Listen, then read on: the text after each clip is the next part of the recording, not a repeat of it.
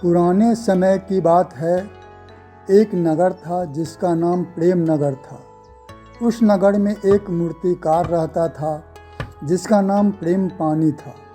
वह इतनी सजीव मूर्ति बनाता था कि देखने वाले सोचते रह जाते थे कि यह मूर्ति है या सचमुच का प्राण। मूर्ति में बस प्राण डालने की कसर रह जाती थी। उसकी मूर्ति प्रायः भगवान की होती थी, जैसे राम, कृष्ण, शिव, विष्णु एवं ब्रह्मा जैसे अनेक महान देवी देवताओं की होती थी।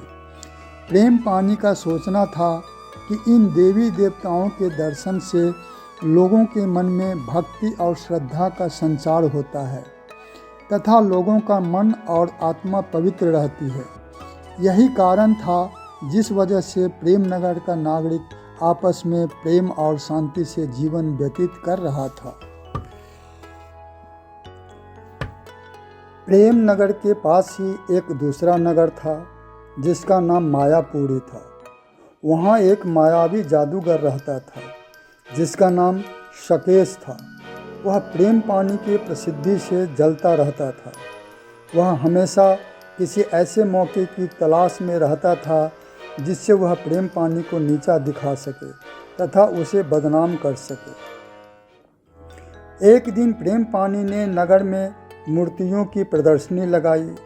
उसने उसमें अपनी जीवन भर की कला को प्रदर्शित किया। एक से एक मूर्ति को उसने बड़े कलात्मक ढंग से सजाया। उस प्रदर्शनी को देखने के लिए हजारों व्यक्ति आने लगे। उन्होंने इतनी सुंदर मूर्तियां कभी नहीं देखी थी। मूर्तियां क्या थी? जीते जागते देवताओं के सत्य स्वरूप थे। दर्शक ऊंचा मूल्य देकर मूर्तियां खरीदने लगे। बिक्री हुई मूर्ति का मूल्य चुकाने के लिए अलग काउंटर बना हुआ था। उस प्रदर्शनी में मायावी जादूगर शकेश भी भेष बदल कर आया था। वह इसी मौके की तलाश में था। उसने अपने जादू से प्रेम पानी को एक मूर्ति के रूप में बदल दिया और खुद प्रेम पानी की मूर्ति को सबसे ऊंचे दाम में खरीदकर अपने निवास स्थान पर आ जाता है। उसका निवास स्थान एक महल के जैसा था जिसमें अजीब अजीब प्रकार की मूर्तियां लगी हुई थी। वो बिल्कुल मायावी महल जैसा था। उसके बड़े से हॉल में एक दानव की मूर्ति थी। सामने में एक आहुति बनी हुई थी जिसमें आग प्रज्वलित हो रही थी। मूर्ति के बगल वाली दीवार पर एक बड़ा सा पिंजरा टंगा था जिसमें एक तोता कैद था। बड़ा ही भयानक नज़ारा था।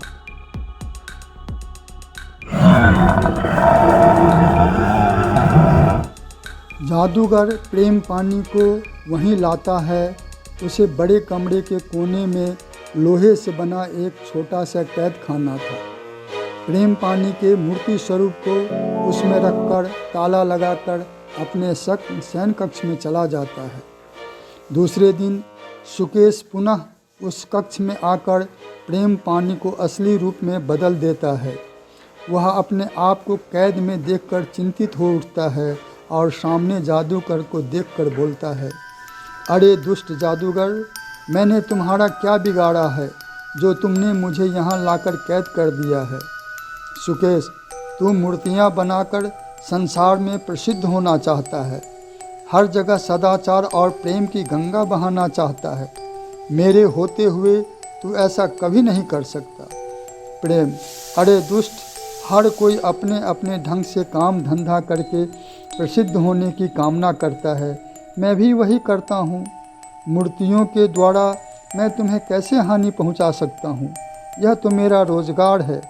तुमने मुझे यहाँ क्यों बंद कर दिया है? मेरे बाल बच्चे भूखों मर जाएंगे।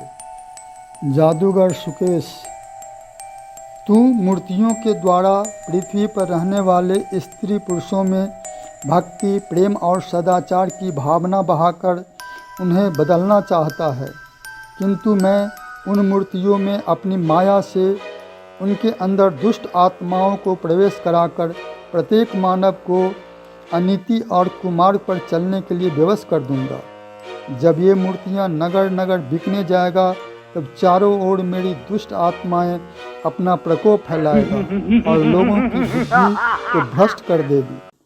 प्रेम गिड़गिड़ाकर, हे मायावी जादूगर, मेरी आपसे विनती है कि आप ऐसा अनर्थ न करें। यदि आप चाहते हैं कि मैं मूर्ति बनाना छोड़ दूं, तो मैं ऐसा ही करूंगा। मैं आज से ही मूर्तियां बनाना छोड़ दूंगा। यह सुनकर सुकेश बहुत खुश हो जाता है और वहां से अपने शयन कक्ष में चला जाता है। इधर प्रेम पानी कुछ सोचकर सो जाता है। दूसरे दिन वह जादूगर प्रेम पानी के पास आया और बोला, आज से तुम हर रोज़ मुझे एक मूर्ति बनाकर दोगे प्रेम, किंतु मैंने आपके इच्छानुसार मूर्ति न बनाने का वचन दिया है सुकेश, परंतु मेरी इच्छा है कि तुम हर रोज़ एक मूर्ति बनाओ, वरना मैं जिस दिन तुम मूर्ति नहीं बनाओगे उस दिन तुम्हारे शरीर का एक अंग काट लिया करूँगा। प्रेम पानी डर गया। वह हर रोज़ एक मूर्ति बनाकर उस दुष्ट जादूगर को देने लगा। जादूगर मूर्ति में दुष्ट आत्मा को बसाकर नगर के लोगों के पास भेजने लगा, जिससे सारे नगर में संकट का वातावरण उत्पन्न हो गया। हर जगह लोग आपस में लड़ाई झगड़ा करने लगे, घर घर में चोरी होने लगी, औरतों पर लोग कुदृष्टि डालने लगे। इधर प्रेम पानी मन ही मन नगर के हालात के बारे में सोचकर परेशान हो रहा था। अंत में उसके दिमाग में एक योजना आई। उस छोटी सी कैद खाने में बंद प्रेम पानी हर रोज़ देखता था कि जादूगर सुकेश जब भी वहाँ आता था, तब वह एक बार उस पिंजरे में बंद तोते के पास जरूर जाता था और उसे बहुत ही प्यार भरी नज़रों से देखता रहता था तथा उसे अच्छे अच्छे फल खिलाता रहता था। इस राज को जानने के लिए प्रेम पानी बेचैन होने लगा। तब उसने एक योजना बनाई। उसने छेनी हथौड़ा लिया और जादूगर सुकेश की मूर्ति बनाना शुरू कर दिया। रात भर काम करने के बाद उसने जादूगर सुकेश की मूर्ति तैयार कर दी। मूर्ति बिल्कुल सजीव लगती थी। दूसरे दिन जादूगर ने अपनी मूर्ति देखी तो वह चकित रह गया। वह मन ही मन सोचने लगा कि सचमुच मूर्तिकार बहुत बड़ा कलाकार है, किंतु दूसरे ही पल वो क्रोध से बोला, सुकेश, मूर्ख मूर्तिकार, तूने मेरी मूर्ति क्यों बनाई? शायद तू मुझे नीचा दिखाना चाहता है, पर यह बात याद रखना, तुम मुझे नीचा नहीं दिखा सकता। प्रेम विनीत स्वर में, नहीं नहीं महाराज, मैंने इस मूर्ति में देवत्व का रूप भर दिया है, सब लोग आपको देवता समझने लगेंगे। सुकेश खुश होकर, अच्छा तो बोल, मैं इस मूर्ति का क्या करूं? अपने महल में रखूं या नगर में भेज दूं? प्रेम, नहीं महाराज, आप इसे नगर में न भेजें, आप इसे अपने देवता के मूर्ति के सामने जो पिंजरा है वहाँ रख दें। इससे आपके देवता खुश हो जाएंगे, क्योंकि आपके देवता को महसूस होगा कि आप हमेशा उनके ही पास हैं। ऐसा जानकर वो हमेशा आपसे खुश रहेंगे। बेचारा दुष्ट जादूगर प्रेम पानी की बातें सुनकर खुश हो जाता है और अपनी मूर्ति को मूर्तिकार के बताए स्थान पर रखकर चला जाता है। रात होने पर जब जादूगर सो जाता है, तब प्रेम पानी तोते से कहता है, प्रेम, अरे तोता, मैं जानता हूँ कि तू भी बोलना जानता है, ज़रा बता तो सही, कैद में बंद मूर्तिकार का क्या करूं? सामने में जादूगर की सजीव मूर्ति देखकर तोते को लगा कि सुकेश ही उससे बातें कर रहा है। अतः वह बोल पड़ा, तोता, मूर्तिकार बड़ा ही नेक आदमी है, उसे तू छोड़ दे, वरना उसे पता चल गया कि तेरी जान मेरे भीतर है तो वह किसी दिन मुझे मार डालेगा।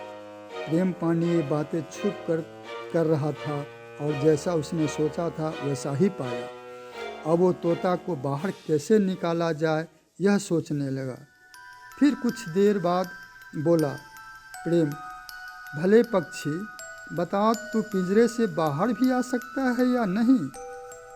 तोता, तुम इस बारे में सब कुछ जानते हो, फिर ऐसा क्यों पूछ रहे हो? तोता मूर्ति को देख रहा था और उसे ही जादूगर समझ रहा था।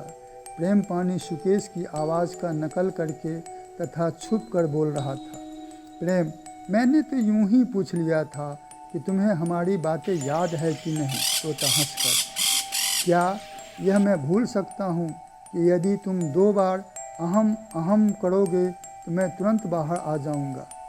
प्रेम पानी शांत हो जाता है। उस रात उसने तोते से कुछ नहीं कहा और सो गया। नित्य की तरह जादूगर आता है, अपने देवता की पूजा करता है, मूर्तिकार से एक मूर्ति लेकर वापस चला जाता है। रात में सुकेश जब सोने चला जाता है तब आधी रात में प्रेम पानी बोलता है: प्रेम: अहम अहम। तुरंत तोता बाहर निकलकर उड़ने लगता है और उड़ते उड़ते मूर्तिकार के कैद खाने के शिकंजे पर जाकर बैठ जाता है। प्रेम पानी बिना देरी किए तोता को पकड़कर उसका गर्दन मरोड़ देता है। तोता की मृत्यु होते ही शयन कक्ष में सुकेश भी तड़प तड़प कर मर जाता है।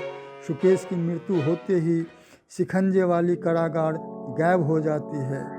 प्रेम पानी अपने आप को एक निर्जन स्थान पर पाता है, फिर वहाँ से चलकर अपने परिवार के पास पहुँच जाता है। अरे वाह!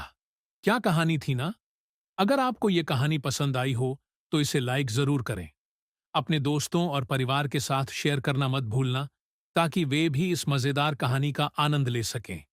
और हाँ, कहानियों की लहर चैनल को सब्सक्राइब करना मत भूलिए, ताकि आपको हमारी हर नई कहानी का अपडेट सबसे पहले मिले।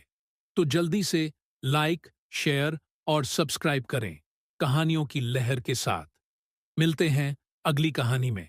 तब तक खुश रहिए।